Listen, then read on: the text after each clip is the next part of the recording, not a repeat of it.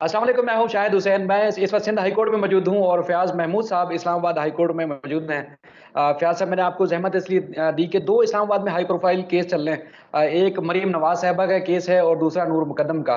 दोनों केसेस के हवाले से आपसे बात करनी है। सबसे पहले तो ये कि मरीम नवाज का केस अदालत में, आपको पता है कि जिस तरह कुछ और होता है, बाहर मीडिया पर कुछ और चलाया भी जाता है और उसका एक तासुर भी दिया जाता है। तो मरीम नवाज के जो दोबारा ये नैब की दरखास्त थी, मरीम नवाज की अपनी अपील थी, अदालत में क्या कुछ हुआ और बाहर अब तक क्या होता रहा पिछले 3-4 दिन से जो पेशरफ हो रही है, उससे जरा हमारे जो देखने वाले हैं उनको कुछ आप बताएंगे, क्या आगाह करेंगे? शाह साहब, बहुत शुक्रिया आपका। आपने मुझे अपने शो में लिया। तो सबसे पहले हम बात करेंगे जी मरियम नवाज के केस की। जैसा कि मालूम है, ये एवन फील्ड रेफरेंस है जिसमें मियां मोहम्मद नवाज शरीफ, मरियम नवाज और कैप्टन रिटायर्ड सफदर को सजाएं सुनाई गई थी। फिर जब आपको मालूम है, मियां नवाज शरीफ तो वैसे ही इश्तिहारी मुजरिम हो गए, वो भाग गए, वहां से लंदन चले गए। तो उसके बाद से इनका जो मुकदमा है अलग कर दिया गया और अब बाजाब्ता तौर पे आप ये कह लीजिए कि जो लास्ट हियरिंग पे उस पे पहले दिन कोई मेरिट पे जो अपील का आगाज हुआ है। पहले तो आपको मालूम है मरीम नवाज और उनके जो वकला हैं वो मुसलसल इस पे इल्तवा ही मांगते रहे हैं। तो इसी को मद्देनजर रखते हुए एक नैब की जानिब से दरखास्त सामने आई और आप ये कह लीजिए कि नैब के लिए कोई अच्छी खबर नहीं है। और वो हुआ ये था, नैब ने एक दरखास्त दायर की जिसमें उन्होंने कहा कि जी जो नैब ऑर्डिनेंस है वो ये कहता है कि 30 दिन के अंदर अंदर अपीलों को निपटाना जरूरी है। जिसपे इस्लामाबाद हाई कोर्ट ने उनको सुना और सुनने के बाद जब कल शाम को ये फैसला सामने आया, जो हुक्मनामा जारी किया गया, तो उसमें हमें मालूम हुआ कि नैब की ये दरखास्त मुस्तरद कर दी गई है। और अदालत ने उस फैसले में लिखा कि नैब को गलत फहमी हुई है, क्योंकि ये जो मेट्रो 30 पे। दिन का टाइम पीरियड है वो ट्रायल कोर्ट के लिए है, ना कि अपीलों के दरमियान या हाई कोर्ट के लिए ये टाइम फ्रेम मुकर्रर नहीं करता। तो इसलिए नैब की ये दरखास्त मुस्तरद की जाती है। अच्छा, ये तो हो गया जी। लेकिन अब जो सियासी भौचाल एक आ सकता है वो मैं आपको बता देता हूं।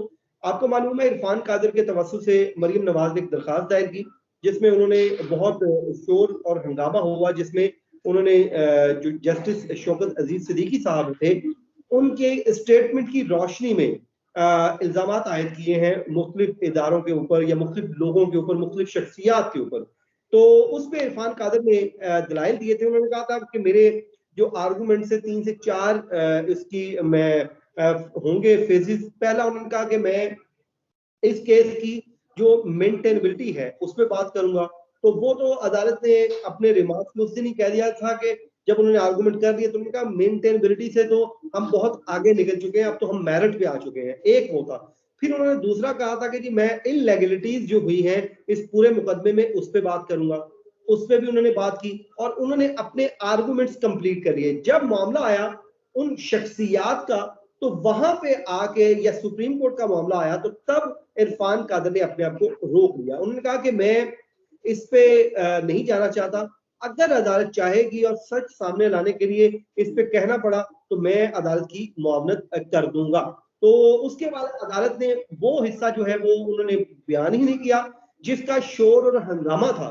वो आर्गुमेंट्स उन्होंने नहीं बोले, दरखास्त पे उन्होंने लिखा लेकिन आर्गुमेंट्स में उन्होंने वो बात नहीं की। तो जिसपे अदालत ने उनके आर्गुमेंट्स को कंप्लीट करार दे दिया, जो कल हुक्मनामा जारी हुआ। और अब नैब से 17 नवंबर को उस दरखास्त पे जवाब मांग लिया है। अब 17 नवंबर को जब उस पर नैब आके आर्गूमेंट्स करेगी, लेट्स सपोज अदालत अगर उस दरखास्त को मिनोअन तस्लीम कर लेती है और मरियम नवाज को बरियत मिल जाती है, तो एक सियासी पहुंचाल जरूर आएगा। तो यानी कि आप ये कह लीजिए कि जो 17 नवंबर है ये पाकिस्तानी सियासत के लिए बहुत अहमियत इख्तियार कर गया है, उसका इम्पैक्ट होगा। वो दरखास्त डिसमिस होती है या अलाउ होती है, उसका एक अब सियासी इंपैक्ट जरूर पड़ेगा। क्योंकि अगर वो डिसमिस हो जाती है तो जो उसमें उन्होंने एलिगेशंस लगाए हैं इदारों के सरबराहान के ऊपर, मुख्तलिफ शख्सियात के ऊपर, सुप्रीम कोर्ट पाकिस्तान के मुतालिक जो बातें लिखी हैं, वो अगर डिसमिस हो जाती हैं तो मरियम नवाज का जो नैरेटिव है उसको बहुत बड़ा धचका लगेगा। दूसरा, अगर वो अलाउ हो जाती है तो फिर आप ये कह लीजिए कि गवर्नमेंट, नैब और दीगर जो लोग इसमें उनके जो एंटी लोग हैं पीएमएलएन के, उनके लिए ये बहुत बड़ा धचका होगा और मरियम नवाज जो है खुल के सामने आएंगी और अपनी पॉलिटिक्स कर सकेंगी। और इसलिए आप कह लीजिए 17 नवंबर पाकिस्तान की सियासी तारीख के लिए बड़ी अहम है, उसमें सियासी भौचाल बर्पा कर सकती है। फयाज साहब देखें, कोर्ट रिपोर्टर आधा कानूनदान होता है, बल्कि पूरा कानूनदान होता है, सारी पेचीदगियां भी अच्छे से समझता है। तो आपको क्या लग रहा है कि इस दरखास्त पे क्या हो सकता है मुमकिन तौर पर? तजर्बा क्या कहता है आपका? शाहिद भाई, इसमें ऐसा है कि उस दिन जब हम जजेस को सुन रहे थे तो जजेस साथ साथ चाह रहे थे कि हम ना साइड बाय साइड अपील भी चलाएं और इस दरखास्त को भी चलाएं। जैसे उन्होंने प्रॉपर्टीज की ऑनरशिप की बात की तो उन्होंने नैब को कहा कि इस पे जो ऑनरशिप से रिलेटेड डॉक्यूमेंट है वो आप हमें दिखाएं जो एग्जिबिट किए हैं ट्रायल कोर्ट ने। तो वो साथ साथ देख रहे। मुझे जाती तौर पे ये लगता है कि कोर्ट शायद उस दरखास्त पे फैसला सुनाने से पहले साथ अपील को चलाएगी और हतमी दोनों को कनेक्ट करके फैसला करेगी। मुझे जाती तौर पे ये लगता है।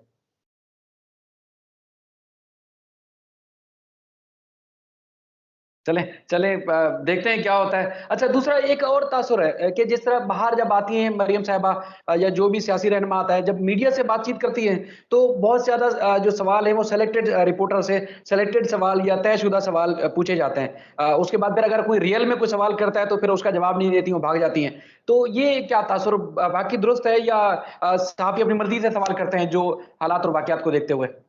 नहीं शायद भाई, इस बात की मुकम्मल तौर पे मैं इसलिए तरदीद करूंगा क्योंकि यहाँ पर हमारे दोस्त हम सब यहाँ पे ही मौजूद होते हैं। उसमें इशू एक ही होता है कि उनकी आमद पे एक तो कारकुन बहुत ज्यादा आए होते हैं, सेकंड सिक्योरिटी बहुत हाई अलर्ट होती है और एक हंगामा बरपा हुआ होता है। तो जाहिर है वहां पे आप ये कह लीजिए कि एक प्रो पीएमएलएन लोग हैं, वो जाहिर है हर कम्युनिटी में पाए जाते हैं, एक एंटी जो पीएमएलएन लोग हैं। तो वहां पे मुख्तलिफ सवालात होते हैं। अब ये हम कहें कि सिलेक्टिव सवाल नहीं, सवालात वहां सब कर रहे होते हैं, लेकिन वो जाहिर अपनी मर्जी से सवाल का जवाब देती है।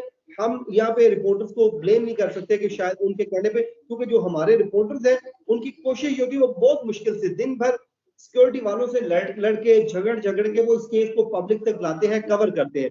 तो ये जो तासीर है वो दुरुस्त नहीं है। जाहिर है उसमें हर किस्म के सवाल होते हैं। सख्त सवाल हुआ लास्ट हेयरिंग पे जब वो उनके चचा शहबाज शरीफ और मलिक कयूम की कॉल की बात हुई तो उस पर उन्होंने जवाब नहीं दिया। तो जाहिर है वो पॉलिटिशियन है, उनको पता है कि मैंने क्या बात करनी है। और जब जब ये इमरान खान के खिलाफ कोई सवाल होता है उसको वो बढ़ चढ़ के जवाब देती हैं, उसमें हिस्सा लेती हैं। तो ये यहाँ पे मामला होता है।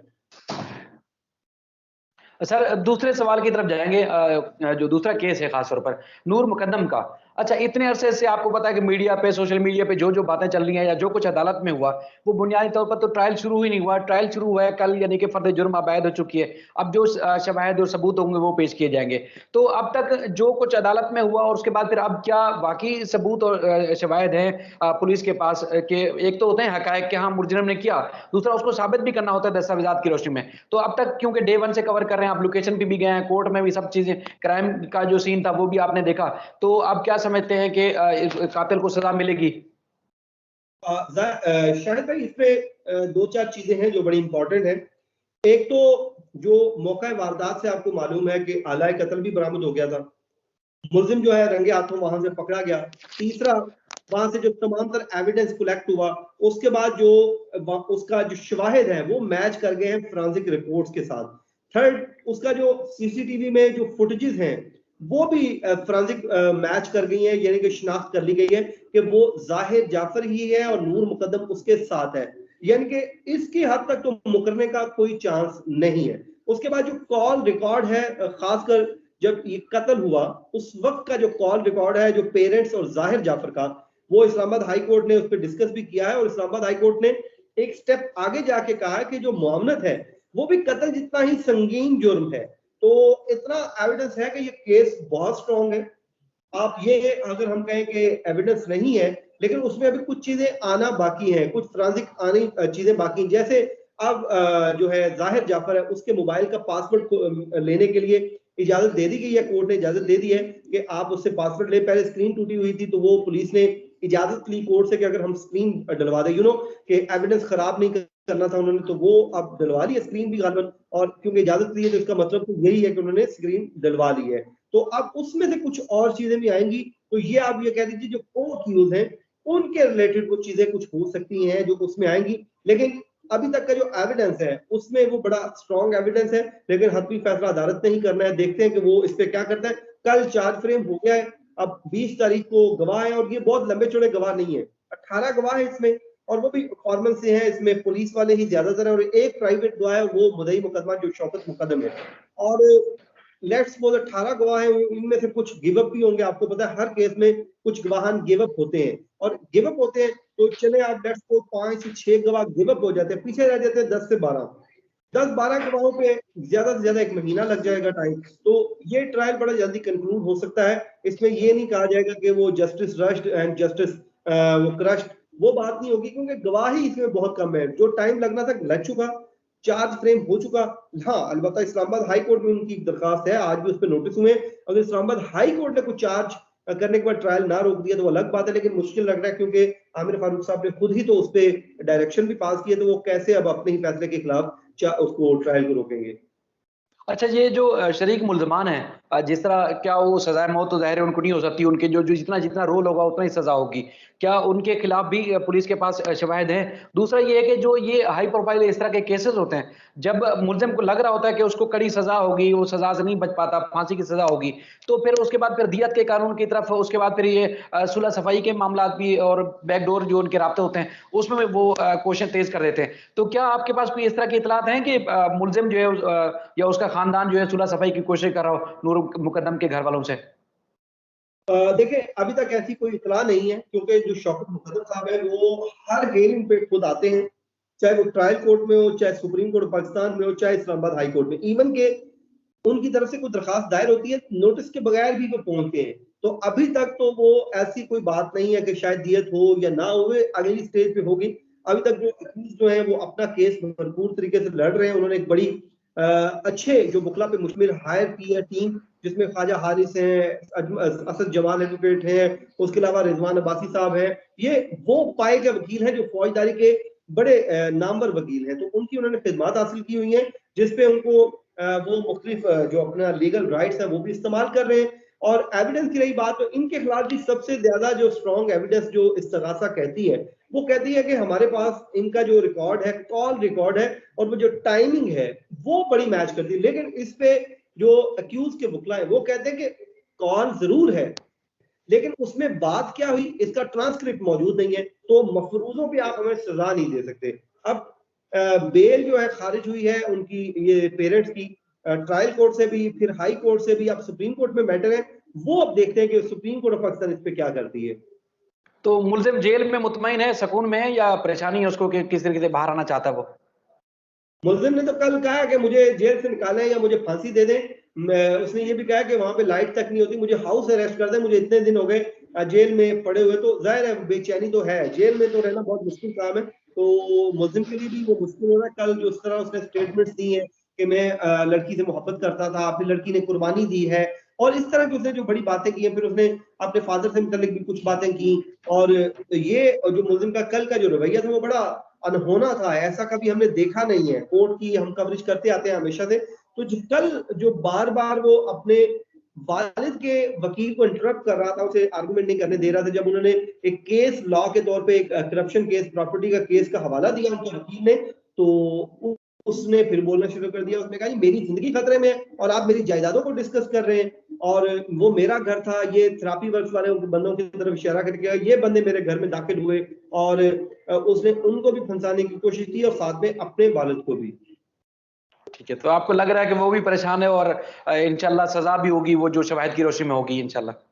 जी जी, इसमें बिल्कुल इंसाफ ना सिर्फ हो बल्कि होता हुआ दिखाई भी देना चाहिए, क्योंकि एविडेंस बड़ा स्ट्रॉन्ग है। अब देखते हैं कि जज साहब इस पे फैसला क्या करते हैं।